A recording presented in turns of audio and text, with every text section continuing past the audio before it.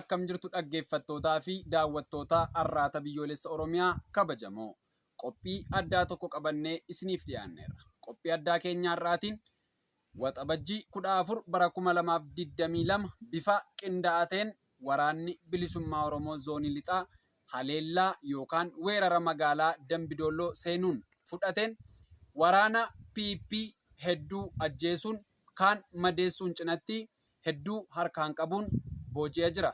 Isaan keessaa booji'amtoota miseensota milishaa qabannee isiniif dhiyaanneerra. Haga xumura qophii keenyaatti nu faana turan affeerraa keenya. Hayyee maqaa kee eenyu? Of ibsi eenyummaa kee. An Tashoomaa Magarsaan jedhama. Aanaa Sayyoo ganda Aaddoo Sanqoo irratti dhaladhe. Miseensa milishaati moo maal turtan isin?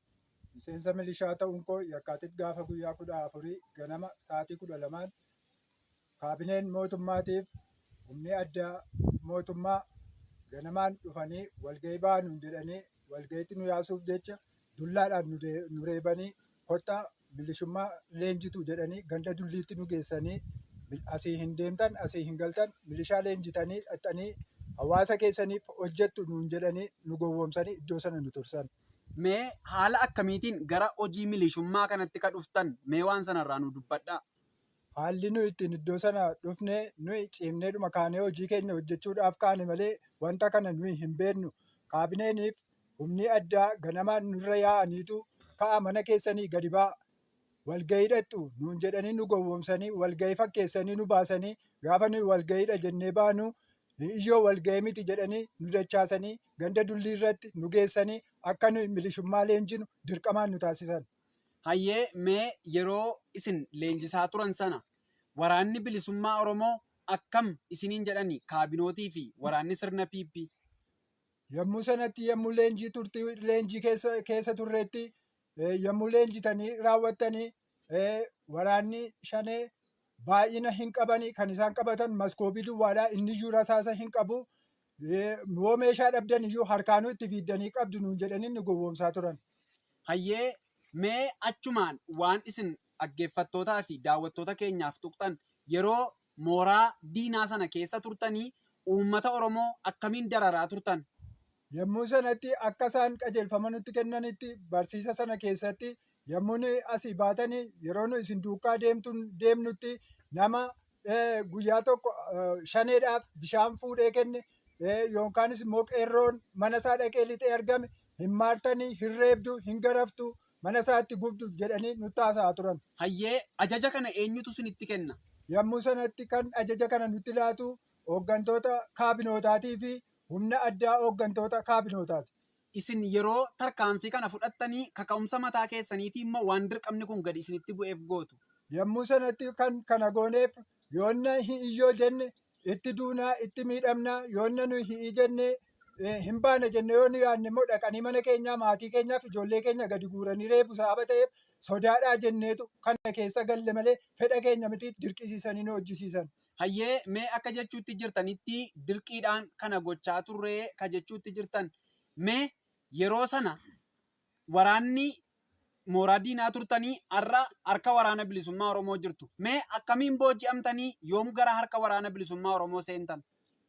Yommuu harka mootummaa keessa jirru sanatti waraanni adda bilisummaa Oromoo dhufee magaalaa Dambidollootti yeroo inni dhukaasa banu nummoo ganda keessa turre. Ganda keessa jirru keessaa yommuu dhukaasa dhaggeeffannutti maanni jennee gaafa hubannu nuyi mooraa keessa jirra sababa ta'eef maanni jennee yeroon adda bilisummaa Oromootu magaalaa galee jira gaafa jedhamu gammachuu guddaan nutti dhaga'ame. Sa'aatiidhuma sanaa jalqabnee nuyi mootummaa gadhiifnee waan qabnu fudhannee kaampiidhuma sana keessaa baanee deemne.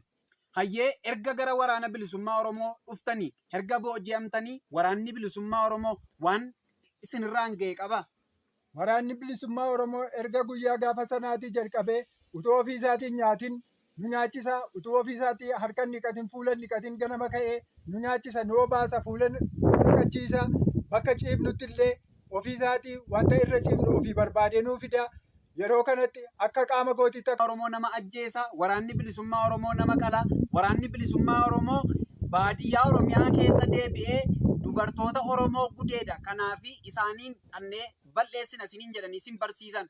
Erga immoo as dhuftanii waan naamusa waraanni bilisummaa Oromoo qabu, aantummaa waraanni bilisummaa Oromoo uummata Oromootiif qabu ijaan argitan. Mee kana akkamiin dubbattu isin? Aantummaa garaagartummaa gidduu sana jirutti wanti dubbachuu barbaadu dubbiin kun soba. Inni isaan jechaatu jiran suni inni nuyi amma arginee fi inni yommuu sana ajaji nutti laatameef ilaalaa turre walitti fagoodha. Kanumti naannoorra adeeme dubartii namaa sagaagilaan ijoollee shamarranii karaatti hambisaa ture isaan irratti argaa turre. Garuu kan immoo faallaa ta'ee kan nuyi irratti arginu waraanni adda bilisummaa Oromoo isa beela'e beela baasaa, isa dheebote dheebuu baasaa, isa inni hojjetu gargaarsa guddaa hawaasa isaatiif, uummata isaatiif isaa gochaa jiru ija kootiin nan arge. Hayyee mee dhuma irratti milishoota akka keessan mana mootummaa keessatti dogongoraan goyyoomfamanii jiran akkasumas ilmaan Oromoo sirna Minilikiin tiksaa jiraniif dhaamsi isin dhaamtan maaltu jira? Dhaamsin isaaniif dhaamuu barbaadu uummata Oromoo warri dararaa jiran akkuma koo Oromoo ta'anii miseensa mootummaa ta'anii warri hojjechaafii jiran amma guyyaa har'aatii jalqabee dhaamsuma kana akka dhaga'aniin jalqabee aniyyuu isa darbeetti baay'een gaabbee isa darbeetti baay'een dogoggoree jira sababa ta'eef waraanni adda bilisummaa Oromoo saba isaatiif kan dhaabbate ijoolleedhaafis obboleessaaf obboleettiidhaaf kan dhaabbatedha. Boriifis tarkaanfii guddaadhaan uummata isaa tajaajiluudhaaf nama murteeffatee jiruudha sababa ta'eef dogoggora kana isa irra jirtan hubattanii gara adda bilisummaa Oromootti dhaaba adda bilisummaa Oromootti dhuftanii miseensa isaa taatanii maatii keessan akka tajaajiltan gara kanatti akka dhuftan hawwii koon isiniif dhiyeessa. Hayyee miseensa milishaa obbo Tashoomaa kaleessa miseensa milishaa kan turtan har'a harka waraana bilisummaa Oromoo kan jirtan yaada keessan fedhii keessaniin osoo namni kamuu itti isin hin dhiibin miira keessan dhaggeeffattootaa fi daawwattoota keenyaaf waan qooddaniif maqaa dhaggeeffattootaaf daawwattoota keenyaan galatoomaa ulfaadhaa isiniin jenna. Galatoomaa. Hayyeen ammallee turtii nuti booji'amtoota miseensota milishaa sirna PP waliin gochuutti jirru akkuma itti fufetti jirra. Faana nudhaa nu hordofaa. Hayyee maqaan keessan eenyummaan keessan nuuf hima. Ani Mitikkuu Koomoon jedhama. Hayyee hojiin keessan maal ture? Hojiin qotee bulaadha. Yeroo mana mootummaa keessa turtanoo? Yeroo mana mootummaa keessa turre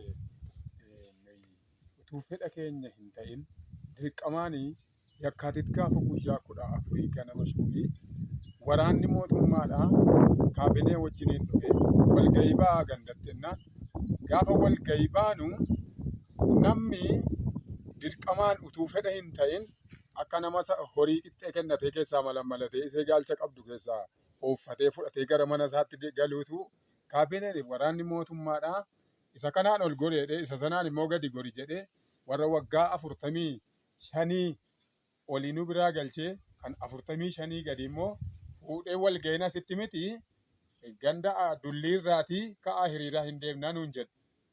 Ishi tole jennee walgahiidhaan dhannee gaafa qaxanaa dullii geenyu gaafa achi geenyu as keessaa du'aa fi barumsa leenjiif gaafa fixan ba'u malee nuyi walgahiif isin hin waamne gaafa leenjii fixanitu baatu akkeessaa garaa keessan kutadha. Namni baay'een ofirra gatta'anii bu'an. Uummati achitti walgahan sun uummata dhukkuba akka kintaarotii fi dhukkuba baay'ee nama rakkisu dhukkuba qilleensaa kan qaban jiru baay'een isaanii nama dandeettii qaban miti humna hin qabanii abbaa maatiitii dararamoodha silmoo ikoonomiidhaanii achitti baay'ee namoonni baay'ee ofirra gatta'anii abdii kutatan. Sana booddee guyyaa gaafa facaasaa ganama gaafa hiriira jalqabnu ganama tumaatiin nu hin hamne itichoo fiigii namni baay'eensaa baay'ee cannaqamee hamma imimmaan buusee boo'utti ga'ee kaan dhiiga balaqqamee leenjii sana irratti eessa abbaa keetii dhaxxaree saadha keetii dhaxxaree jedhee raawwateetu akka itti kaabineenii fi waraanni mootummaa kanaa ji'a 2 guutuudhaaf achitti nu dararaa ture. Hayyee mee egaa akka jechuutti jirtanitti gara milishummaatti ka dhufne dirqamaanii waraanaa fi kaabinootatu mana keenya dirqiin nu yaasee leenjii nuuf kennee jetta. Mee yeroo leenjii isiniif kennan sana maal gootu isiniin jedhanii maal hojjettu uummata Oromootiif immoo maal hojjettu isiniin jedhan? Uummata Oromootii fi raayyaa ittisa biyyaa bukkee dhaabbattanii nageenyaa biyya keessanii hedduu nuun jedhan. Hayyee yeroo mana mootummaa turtanii dabballoonni kaabinoonni sirna PP akkasumas waraanni bilisiginnaa waraanni bilisummaa Oromoo akkam jedhanii isin barsiisan? Dhugaadha isaan diina isaaniiti. Diina keenya isaanii. Isaan biyya warasuu, haadha manaa namaa gudeeduu, ijoollee shamarran sagaagiluu. Isaanii yoo argitan iyyuu isaan fagootti yoo ofirraa rukuttan malee isaanii baay'ee nama shakkisiisoodha isaanii jedhanii nutti beekamu. Hayyee mee egaan har'a harka waraana bilisummaa Oromoo jirtu, waraana bilisummaa Oromoo harka isaarraa nyaattanii dhugaa jirtu. Mee sanatti osoo hin darbin dura isin akkamiin booji'amtan, akkamiin gara waraana bilisummaa Oromoo dhuftan? Gadda gaafa guyyaa torbaa yookiin guyyaa kamisa wayitii ani utuun lafa hojii kootiitii gabaa dhaquudhaaf deemutu waraanni adda bilisummaa Oromoo namni lama natti ba'anii raawwataniitu ati leenji'aa moo leenji'aa miti naan leenji'aadhaan jeen akka goreedhanii na tursanii kana booddee akkasittiin to'annaa kana jala oole'anii ergan dhufee harka isaanii galeeti immoo waraanni bilisummaa Oromoo akka haadha gararraatti kan namaa yaaduun argina. Dhugaadhuman jedhaanii achitti yeroo leenjiidhaan dhiitamaa kabalamaadhaa dhimmisaa leenjiidha malee waa'ee to'annaa seeraa jala ooluutiif yookiinis immoo wantoota tokko iyyuu miti. Isuma fuulduraa dhiitichoof kaballaan nu qabatan jirri sun Waaqayyo isaanitti araaramu. Garuu amma erga waraana bilisummaa Oromoo bira geenye nuyi utuu isaan garaa lafaa nuu qabanii utuu isaan nuuf boo'uu kajeelanii argine garaan isaanii raafamaa. Amala jarri sun nu barsiisan hin qaban jarri kun. Waraanni bilisummaa Oromoodhaa gara laafummaa qabu nu nyaachisu nu obaasu daara isaanii ofirraa fuudhanii nuu kennanii afata isaanii of jalaa fuudhanii nuu kennanii utuu isaan nu gargaaranii gorsa gurguddaa immoo nu gorsanii kana argineerra. Hayyee mee egaa kaleessa isinii yeroo milishaa turtanii maqaa seera kabachiisuutiin uummata Oromoo qeerroo Oromootti maqaa waraana bilisummaa Oromootti maxxansanii to'atamaa turan. Yeroo to'attan sanatti reebichi irra ga'u jira, dhiittaan irra ga'u jira, haga ajjeesanii gatuutti irratti raawwachaa turtan. Mee har'a gaafa harka waraana bilisummaa Oromoo seentan waraanni bilisummaa Oromoo waan sinirraan ga'e qaba? Waraanni bilisummaa Oromoodhaa waan tokko nutti hin buune. Nagaadha isaan dhugaadha gorsaan nu duukaa jiru malee waan tokko nu hin goone. Namumti jara kanatti darbanii waan isaan beeku malee waan bakakkaan bu'ee isaan rukutu wayii natti fakkaata. Hayyee garaagarummaan kan kaleessa dhageessaniif har'a immoo waraana bilisummaa Oromoo waliin nyaattanii dhugaa jirtu. Uummati Oromoo waan qabu sabbata isaatti hiikee waraana kana nyaachisaa jira. Garaagarummaa isin argitan akkamiin ibsitu? Garaagarummaa guddaa jira dhugaadha kun. Waraanni bilisummaa Oromoo garaa bal'aa namaaf qaba. Nyaataan namatti fiiga utuu ofii isaatiin nyaatin. Gorsaan nama qaqqaba. Karaa hundumaanii jabina namaa laata. Dhugaadha halkanillee rafeen bulu nama eeguudhaaf illee. Hayyee mee asumaan yeroo isin kaleessa dheengaddaa waraana bilisiginnaa fuutanii bobbaatan harmootiin daa'imni illee osoo daandii irratti nafin isin baqachaa turte. Waraanni bilisummaa Oromoo gaafa inni uummata Oromoo keessa socho'u waan qabuun itti fiiga. Kan akkamiin ilaaltu isin? Kun waanuma addaati waanuma addaati. Dhugaan isinitti hima yeroon qaama milisummaa sana keessa hiriira waan adda addaa maanna'u eebba xumurree yeroo galletti naman baay'ee jaalladhu tokko jira naannoo keenya keessaa. Amanaa akka kootiiti utuu akka durii ati taateetii sila hammadheen si dubbisan ture amma garuu atoo bilishaa taate akkamittiin si dubbisaa naan jedhi nannee mataa koo keessaatu wanti ta'e tokko na citee dhugaan isinitti hima dur namni nu sodaatu nu baqatu namni yeroo nu achi jiru amma garuu erga nu dhumne warri waraanni mootummaa isaan diina nuun jedhan fira keenya ta'an uummati Oromoo immoo amma nyaataan nutti fiiga.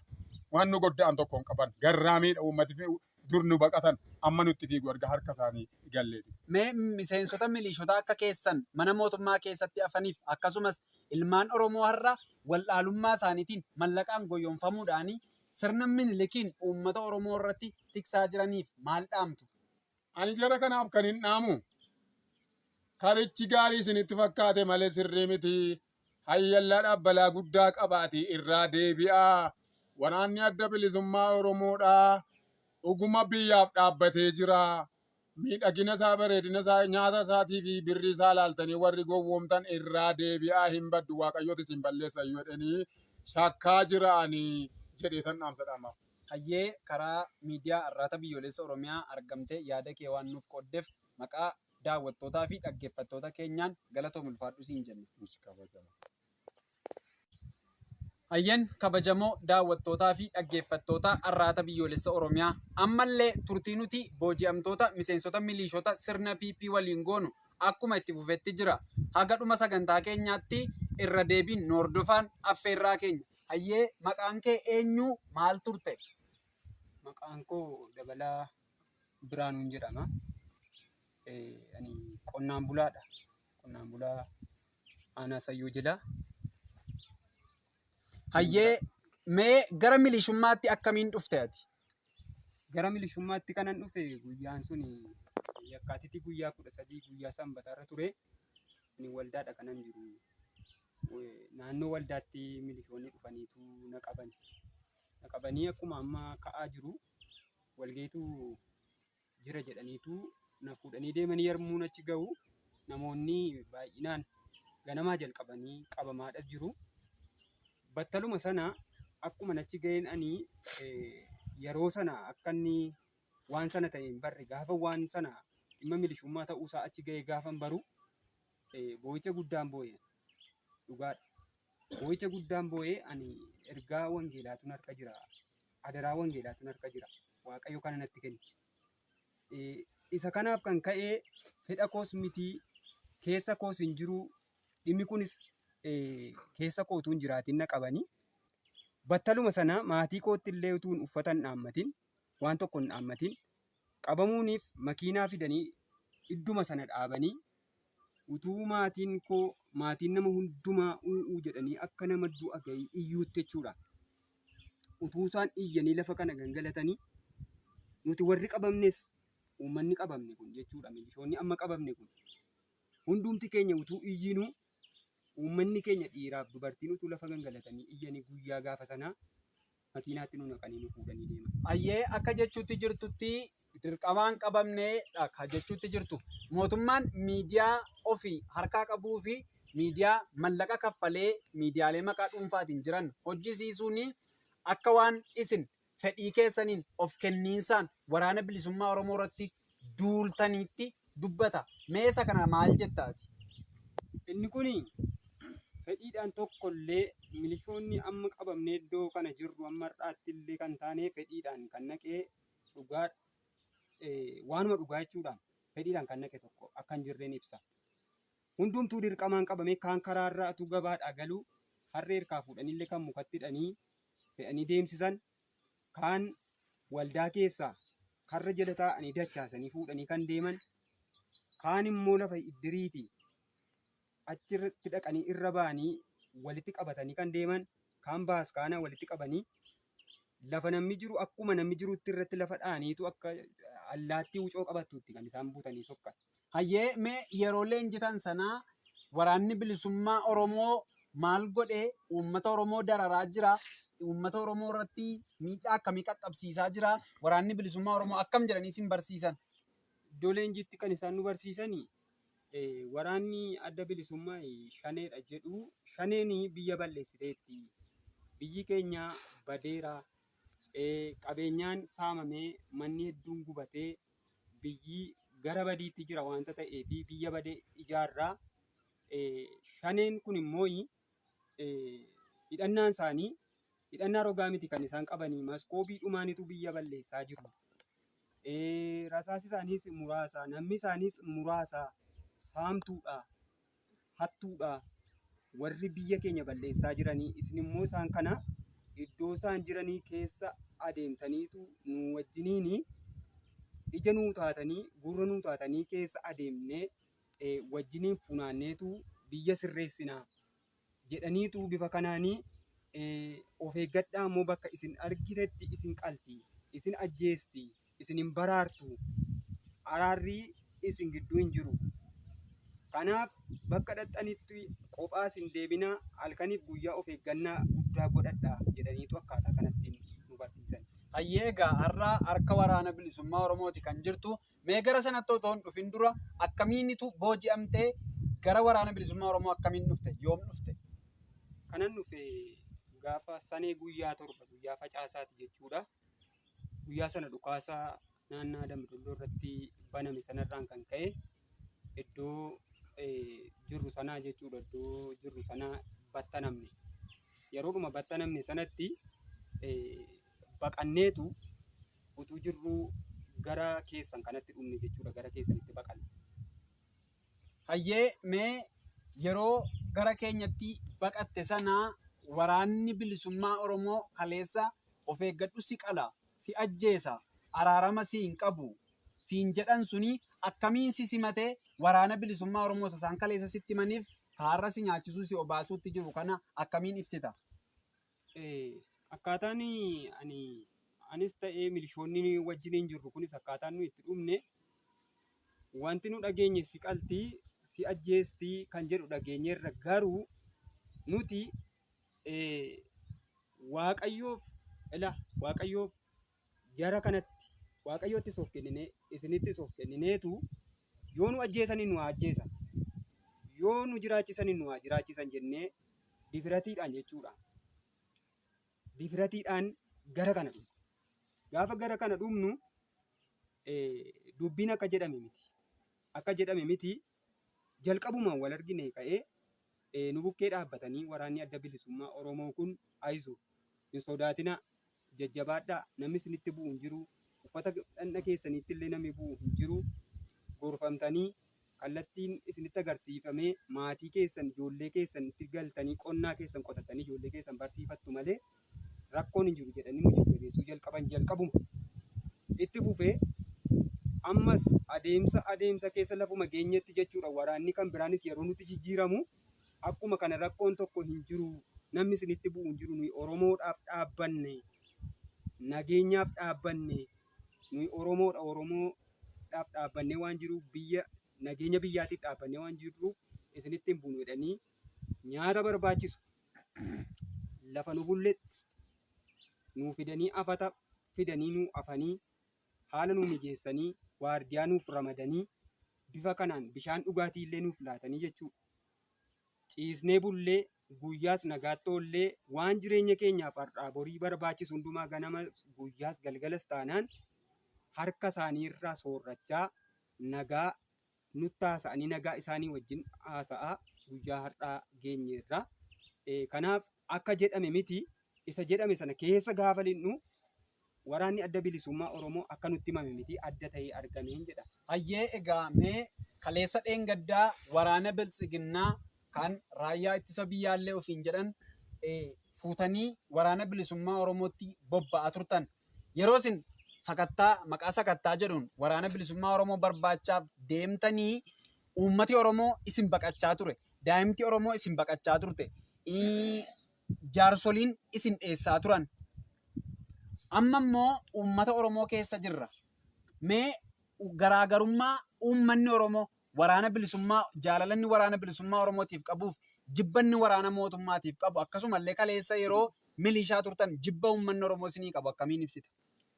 Garaagarummaan waraana adda bilisummaa Oromootii fi waraana mootummaa yookaanis milishaas wal qabatee humna addaa wal qabatee kana gidduu jiru uummanni Oromoo garaansaa kan ni duukaa luuca'ee jiru waraana adda bilisummaa Oromoo akka ta'etu natti mul'ate amma.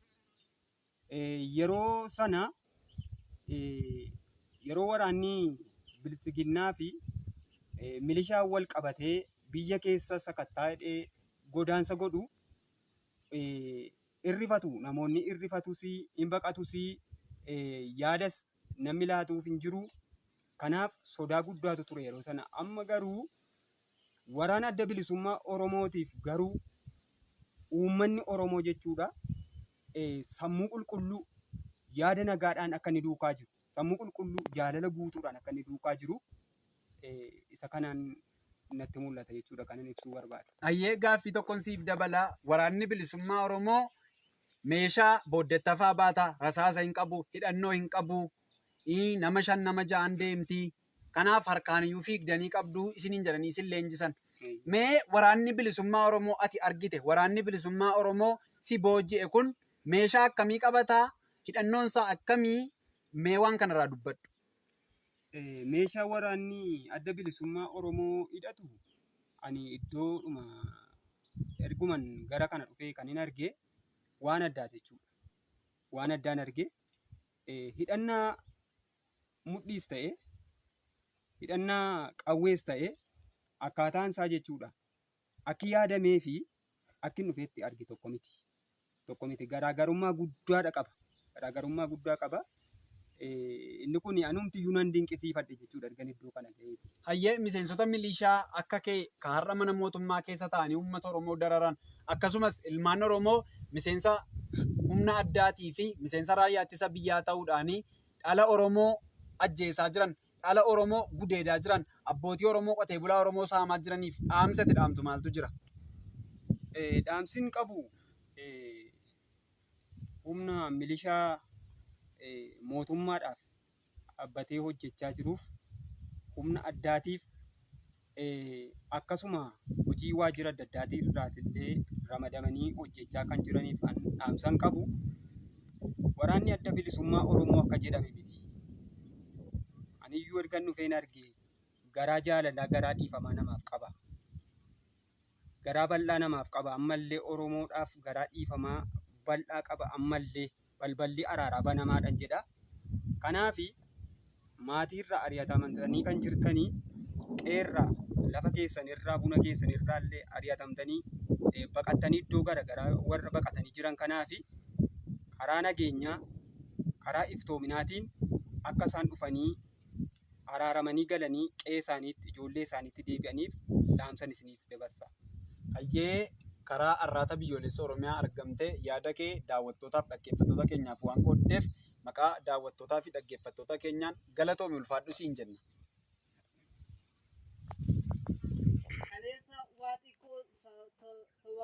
Kaleessa waa xiqqoon sobamnee gochaalee suukanneessaa hojjenneerra hojjechiisneerra har'as ta'ee taanaan gochaalee hamaa seenaaf seensa hin qabne kana akka irraa deebitan caasaalee mootummaa hundaaf dhaamsa keenya. Waraanni bilisummaa Oromoo kan mootummaan shaneen nama shan rasaasni illee shan meeshaaleen duubatti hafaa baatu jedhe olola sobaa akka ta'e ija keenyaan argineerra. Argaa ija uummata Oromootis. Waraanni adda bilisummaa Oromoo waraana diimokiraasiin dallalu osoo hin taane waraana diimokiraasiif dhugaa bade deebisuudha.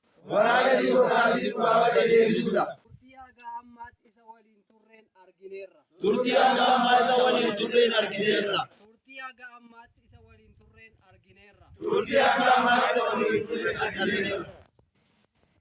Egaan dhaggeeffattootaa fi daawwattoota keenya kabajamoo arraata biyyoolessa Oromiyaa irraa kan isin hordofaa turtan lola gootichi waraana bilisummaa Oromoo bifa haaraan waxabajjii 14 bara 2022 lixa Oromiyaa magaalaa Dambidolloo keessatti geggeesseen humna diinaa du'aaf madoon adabuun cinatti hedduu harkaan qabuun booji'e keessaa milishoota sirna PP booji'amuun qabamanidha.